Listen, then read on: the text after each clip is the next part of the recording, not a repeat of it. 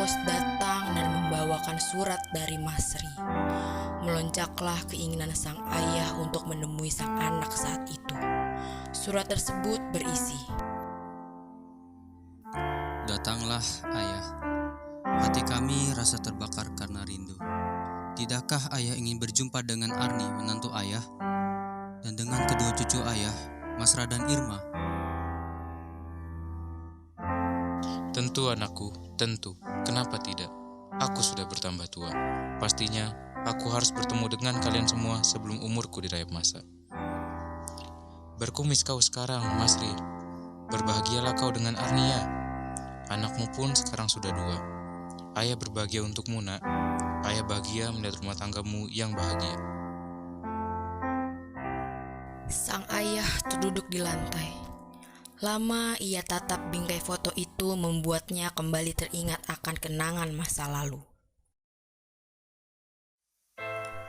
Anaknya Masri masih berumur 3 tahun ketika istri yang dicintainya meninggal dunia. Di umurnya yang kala itu masih terhitung muda, dia berpikir bahwa kebahagiaan tidak mungkin lagi datang kepadanya. Kerap kali ia dihantui sepi, dihantui dengki, dan rindu melihat sekelilingnya yang dipenuhi oleh sumringah wajah keluarga yang bahagia. Iri hati yang berkecamuk membuatnya memutuskan untuk kawin lagi.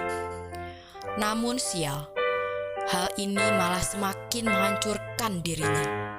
Datangnya seorang perempuan yang kemudian ia panggil istrinya itu justru membuatnya merasa tidak puas.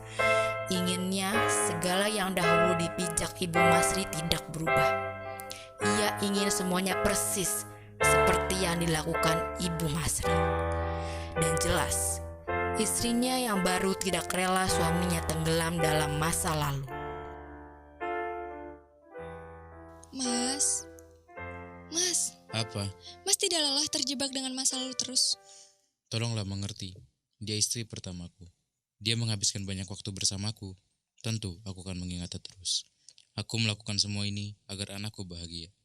Lalu, bagaimana dengan aku? Apa kamu tidak memikirkan aku? Apa maksudmu? Tidakkah kamu berpikir bahwa aku ini sudah sangat sabar? Aku sabar meskipun kamu tetap terjebak dengan bayang-bayang istri lamamu.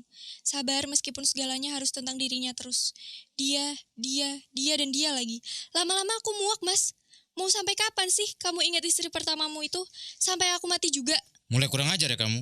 Memangnya kenapa kalau aku masih belum melupakan istri pertamaku? Memangnya apa yang akan kamu lakukan, ha? Aku hanya ingin kamu melupakan dia, Mas.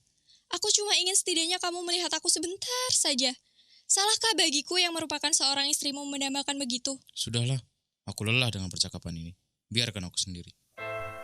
Mendengar perkataan suaminya, perasaan sang istri hancur lebur. Pertengkaran seperti itu sering terjadi, sampai mereka bercerai, walau si istri sedang mengandung. Dan tak lama setelah bercerai, ia kawin lagi, meski akhirnya bercerai lagi. Begitu terus sampai akhirnya ia sadar bahwa rumah tangga baru tak akan membahagiakannya. Sebab lowong hatinya hanya bisa diisi satu orang, yaitu Ibu Masri. Pada akhirnya ia memutuskan bahwa ia akan mengisi kekosongan di hatinya dengan perempuan yang tak akan mengikatnya. Suara bingkai jatuh membuatnya tersadar dari lamunannya. Tanpa ia sadari, bingkai foto yang sedari tadi ia pegang terjatuh dari tangannya. Sontak dia mendunduk. Diambilnya bingkai foto tersebut dan dia usap foto tersebut dengan rasa bersalah.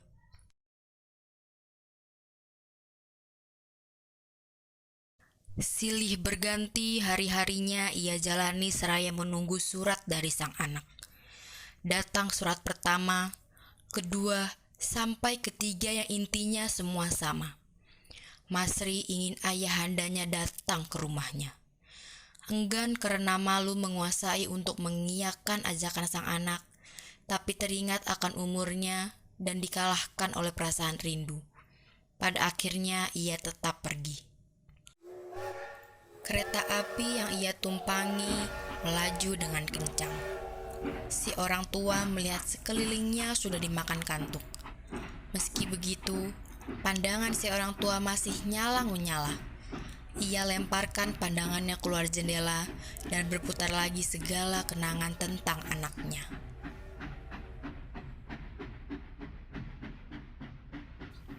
Dalam perjalanannya mengisi hampa dengan sentuh damba perempuan-perempuan itu, ia merusak hidupnya sendiri. Merusak hidup dirinya dan anaknya. Masri, yang semula ia didik dengan penuh kasih kini berubah.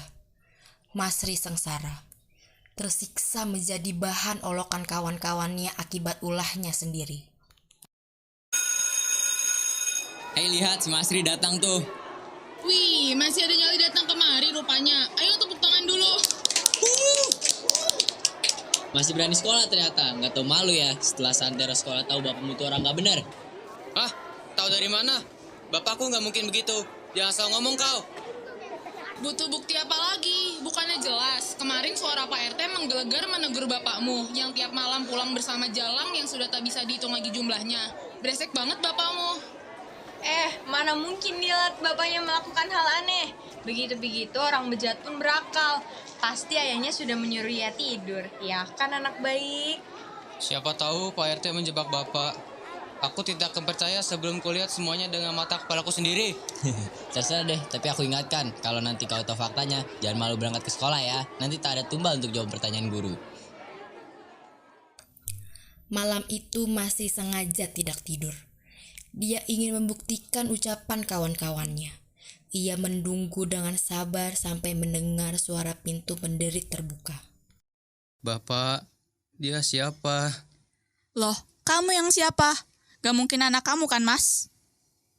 Saya anaknya dan kamu siapa? Apa yang kamu lakukan dengan bapak saya malam-malam begini? Jadi, selama ini kamu sudah punya anak? Astaga, aku gak percaya loh, Mas. Sayang, sebentar. Masri, kenapa kamu tidak tidur? Ini sudah malam. Jadi ini alasan yang sebenarnya kenapa bapak menyuruhku tidur pukul 9 malam. Ternyata perkataan teman-temanku soal bapak benar. Aku ingin percaya jika bapak bukan pria yang menghabiskan seluruh uangnya untuk menyewa perempuan di luar sana. Bapak membuat aku kecewa. Bukan hanya aku. Pastinya ibu di atas sana juga kecewa. Jadi kamu benar-benar seorang duda? Seperti apa yang orang-orang katakan? Aduh, ya Tuhan. Jadi ingat saat kamu memperkenalkan dirimu seperti pria lajang yang mapan. Bukan begitu. Dengarkan aku. Aku tidak butuh penjelasan lagi, tampan. Terima kasih telah memberiku pertunjukan yang menghibur. Baiklah, aku pergi sekarang. Maaf aku mengganggu malammu, anak kecil. Puas kamu sekarang. Mempermalukan bapak di depan perempuan yang sedang bapak dekati itu. Jawab kamu. Apa bapak sendiri puas sudah membohongiku dan membuat aku menjadi bahan olok semua orang di sekolah? Apa bapak sendiri puas karena sudah berbuat hal bejat seperti itu? Apa bapak sudah benar-benar melupakan ibu? Atau mungkin ini cara bapak untuk melupakan ibu? Kalau benar, bapak membuat ibu sedih, sangat sedih. Kurang ajar kamu. Pergi sana. Kamu bukan anakku lagi. Memang aku mau pergi. Aku akan merasa bersalah pada ibu jika terus melihat kelakuan bapak yang seperti ini. Lebih baik aku pergi dan melupakan semuanya. Anak kurang ajar. Bukan salahku jika aku kurang ajar. Aku gak akan begini kalau bukan karena bapak. Bapak yang menyebabkan aku lahir tanpa kemauanku. Bahkan setelah aku lahir, bapak lagi yang merusak hidupku. Si ayah betul-betul kehilangan kesabarannya. Tadi perempuan yang datang bersamanya menertawakannya habis-habisan. Sekarang anaknya sendiri yang menghinanya.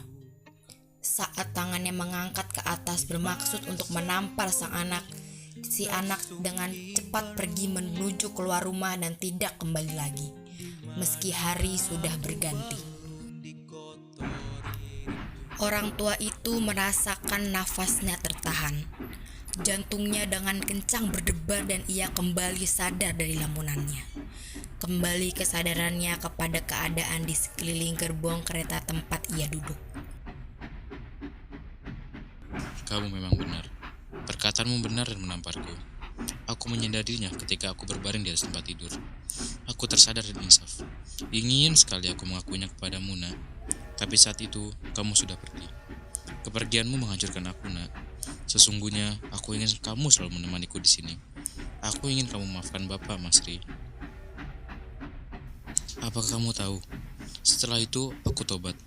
Aku wakafkan semua harta benda kita dan pergi ke desa yang jauh. Aku tinggal di masjid situ, menyerahkan seluruh hidupku kepada Allah sekian tahun lamanya. Lalu, aku ajak manusia di sekitarku untuk hidup dalam rukun, dalam damai.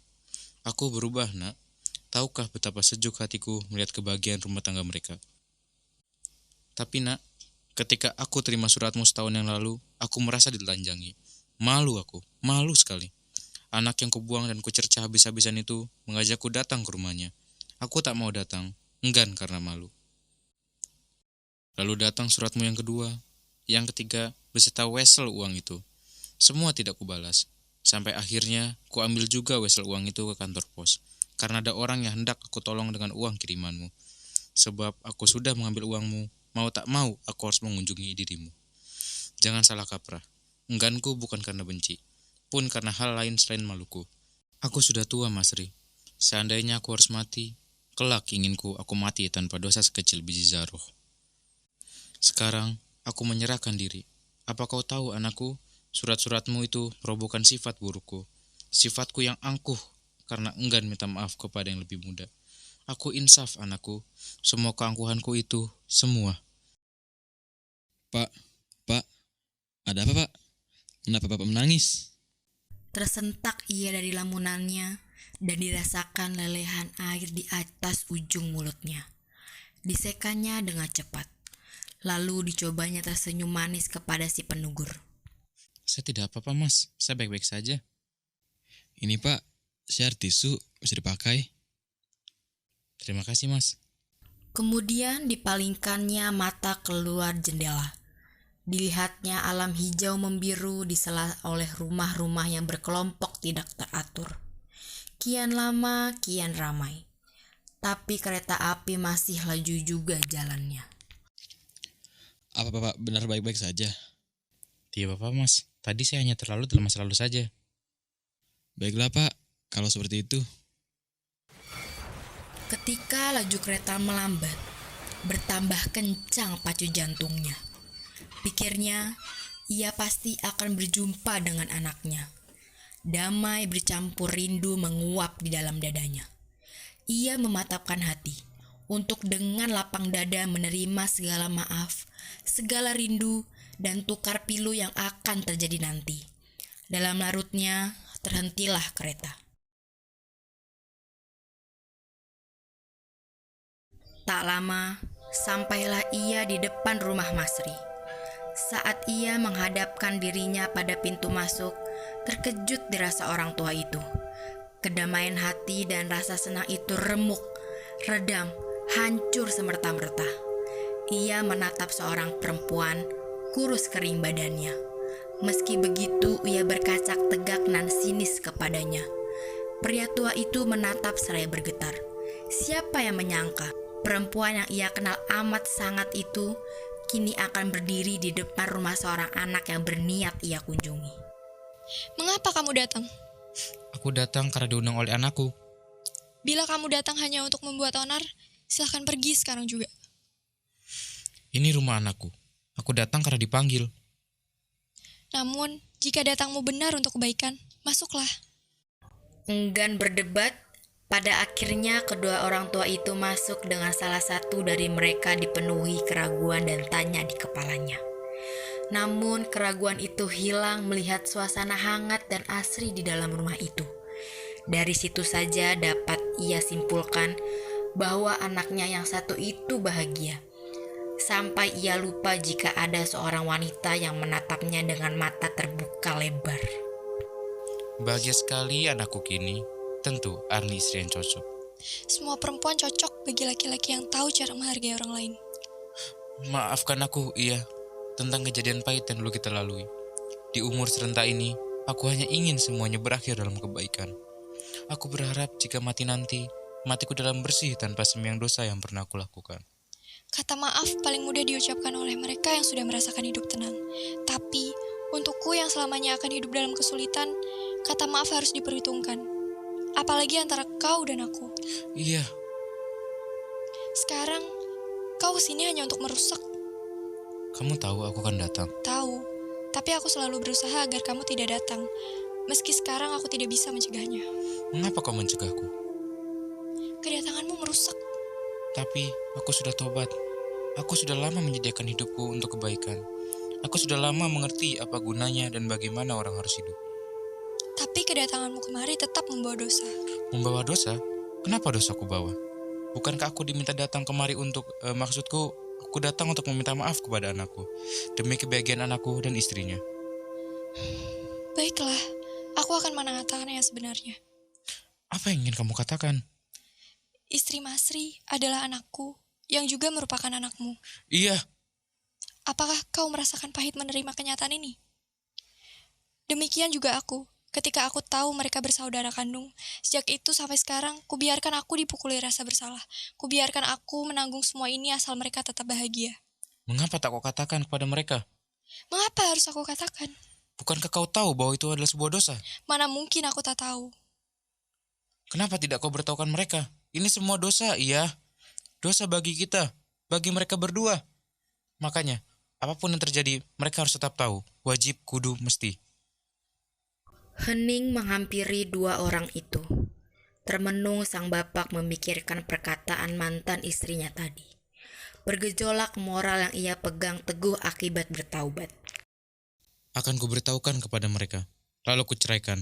Tidak, mereka pasti akan bercerai. Pasti. Sekian lama kuhapus jejak dosaku, apa guna bila kukotori tanganku? Oh, ayolah dasar orang serakah. Kita sedang membicarakan tentang kebahagiaan anakmu.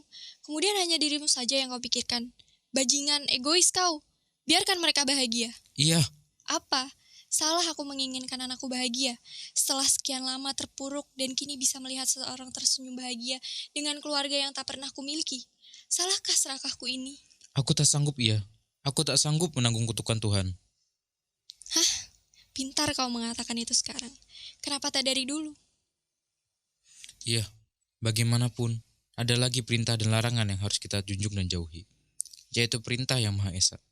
Sebagaimanapun pahit kenyataan kelak, manusia harus siap mengorbankan dirinya demi menjunjung perintahnya. Meskipun kau akan menghancurkan kebahagiaan mereka berdua. Meski aku akan menghancurkan kebahagiaan mereka, tak payah. Kelak mereka akan mendapatkan sesuatu yang lebih sebagai hadiah mematuhi perintahnya.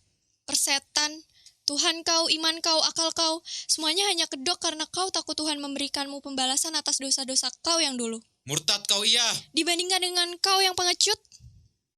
Sang ayah telah mengambil keputusan yang sesuai dengan kepercayaan yang ia junjung bertahun-tahun lamanya. Ia juga merasa bahwa lawannya tak hendak mundur dari pendiriannya. Dia kenal manusia seperti bekas suaminya itu, yang kokoh pendiriannya sama kokoh dengan ego yang ia junjung.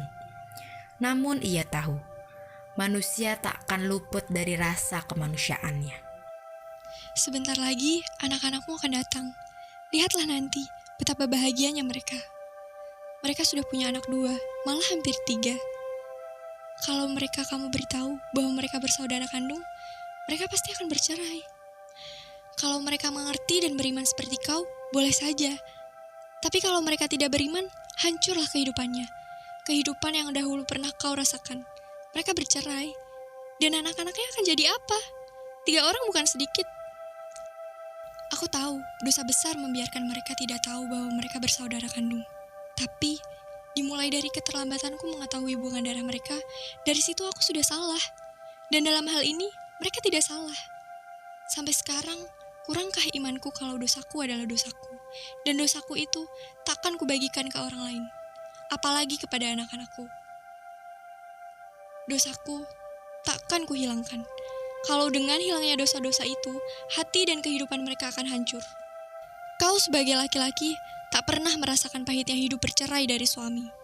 Aku merasakan itu, dan aku tak rela kalau Arni akan menelan kepahitan seperti yang kulalui dulu. Melihat mantan istrinya yang menangis terseduh-seduh, disitulah kekukuhan pendirian laki-laki tua itu hancur berderai-derai. Dia kalah oleh perasaan kemanusiaannya yang bertentangan dengan keimanan kepada Tuhannya. Ia melangkah ke pintu, hendak pergi dari rumah anaknya itu. Iya, sebaiknya aku tak kemari. Bahkan kalau hendak memikul, dosa-dosalah hidup kita ini. Namun dosa kepada Tuhan akan dapat ampunannya kalau kita tobat, iya. karena kasih Tuhan lebih besar daripada hukumannya. Tapi, kalau dosa itu kepada manusia, sukarlah mendapat penyelesaiannya. Aku pergi, iya, dan jangan kau katakan pada siapapun tentang kita, dan tentang apa yang kita lakukan ini. Kau tahu kan apa yang kita lakukan? Laki-laki itu melangkah dengan tenang, tapi kepalanya menunduk bak orang kalah. Dan ia tinggal dengan perasaan yang juga pergi dan menghilang jauh meninggalkan pintu yang telah tertutup karena menuruti bekas suaminya, ayah Masri dan juga ayah Arni.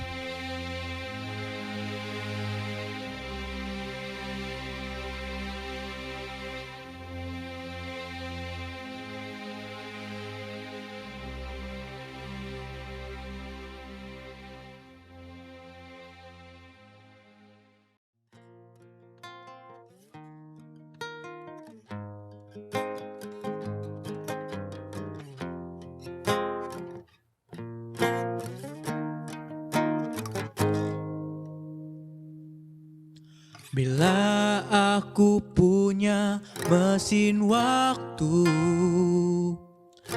akan ku putar kembali waktu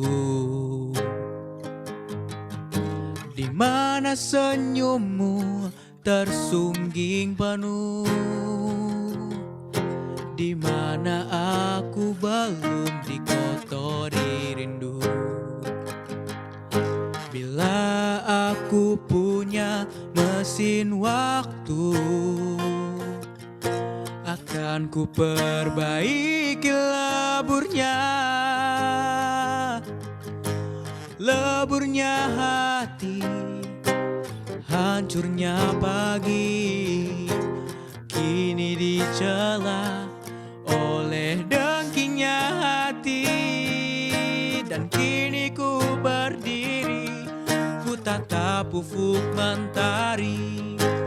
Kau yang dulu pergi, kini kembali hadir dengan kebahagiaan dalam genggamanmu.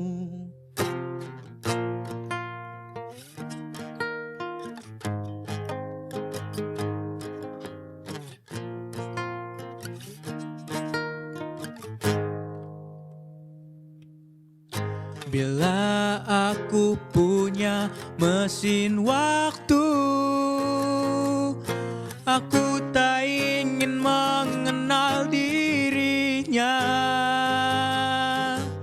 tak ingin terjerat takdirnya, berkemelut dengan